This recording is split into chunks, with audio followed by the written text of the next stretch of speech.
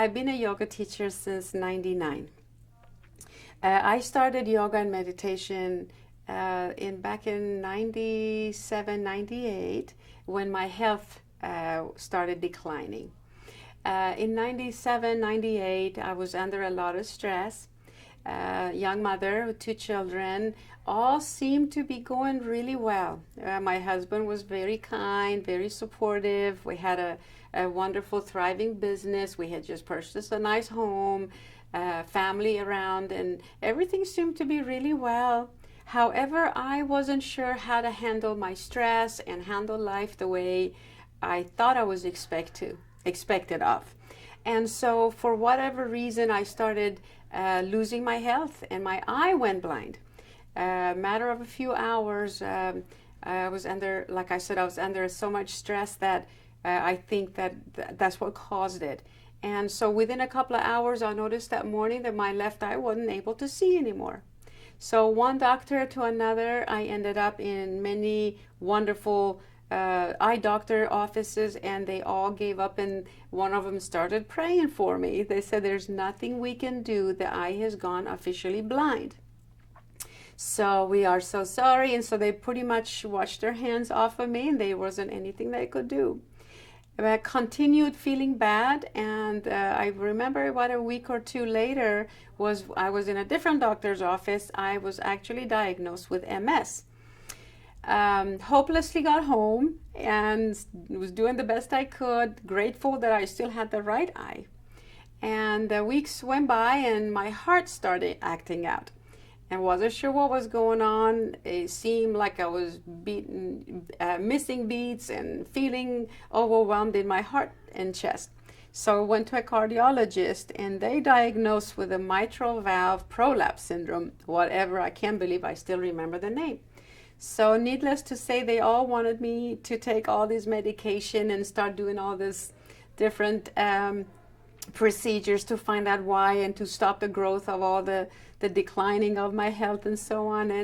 And so I remember that day, and I called my brother and I said, all of these health issues have happened. Help me out. What do you think?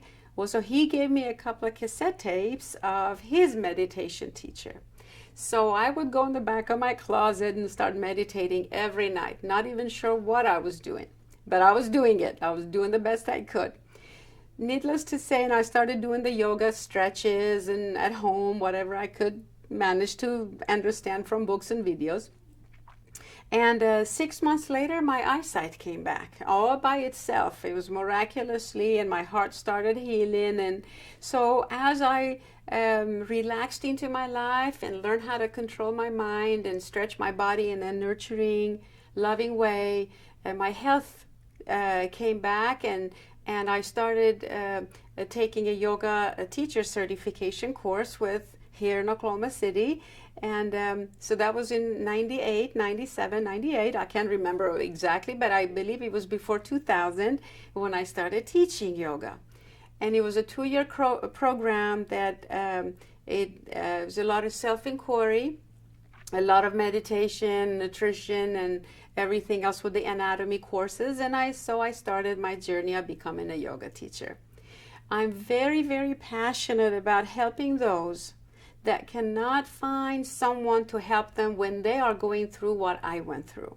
When they're losing their health, when they're lost and confused, and they're not sure which way to go and what path to seek. And religion is also a worry that most people think that yoga is a religion, and that makes them feel guilty to reach out to this 5,000-year-old philosophy / science and such. But I want to reassure the students that yoga is definitely a path to your path. Whatever religion you have, whatever is going on with you emotionally, mentally, physically, or spiritually, or energetically, there's always some tool to help you. I focus on teaching the student tools so that they feel empowered, so that they restore their own health on their own. And so we start with wherever the student is, and I take them further into showing them their own light so that they connect to their own soul, their own light. And there are so many simple ways. It's all about techniques and tools. And the yoga practice, the physical aspect of the yoga practice, is the wonderful way to sustain them as they go through their healing path. So again, I want to encourage the students to reach out, come and give us a try, and see for themselves that it's such a non-threatening, nurturing way, no matter how injured, confused, or stressed, or hopeless that they might feel. So we have something for everybody, and that's why we say anybody, where anyone can do yoga.